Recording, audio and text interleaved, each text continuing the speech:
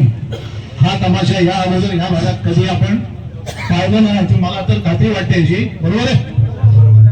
अशा तऱ्हेचं तुमचं हे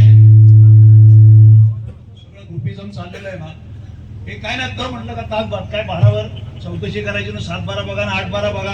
हा माणूस म्हणजे लाज वाटते मला. रामसाहेब टाटांचं नाव सगळ्या देशात नाही अख्ख्या जगामध्ये आदराने घेतलं जातं. मुख्य या उद्योग समूहाचे प्रमुख म्हणून अनेक समाज उपयोगी कामं बिर्लाने केली नाही, सिंघानी यांनी केली नाही, अदानीने केली नाही, अंबानीने पण केली नाही. एवढी कामं या टाटाने केलेली आहेत. त्या टाटांचं नाव बदनाम करण्याचं काम हे लोक करतात. तुम्हाला वाटलं पाहिजे काहीतरी. मी आज फक्त मी तुम्हाला ओळखत पण नाही. मी तुम्हाला दोघांना तहसीलदार साहेब आणि प्रांतसाहेब या ठिकाणी आहेत. अहो तुम्ही नारळ फोडता खरं तुम्ही बांधणार ना, पैसे कोण देणार? कंपनी.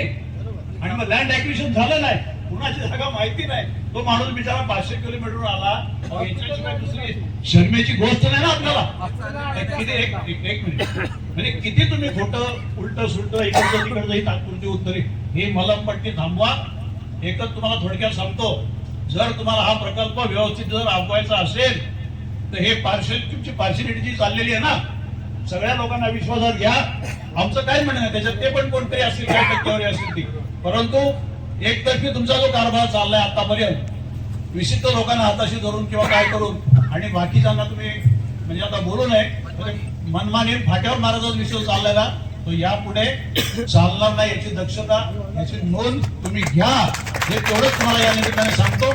आणि जर वर्ष चर्चा करतात जे लोक, मला म्हणजे एवढी कल्पना नाही, माहिती घेतली नव्हती मी, आणि तरी तुम्हाला त्याचं काही गांभीर्य वाटत नाही, त्याची तुम्हाला काही दखल घ्यावीशी वाटत नाही, याच्यासारखी शर्मेची दुसरी गोष्टच नाही. याच्यापेक्षा अधिक शब्दच नाही माझ्याकडे या संबंधी बोलायला.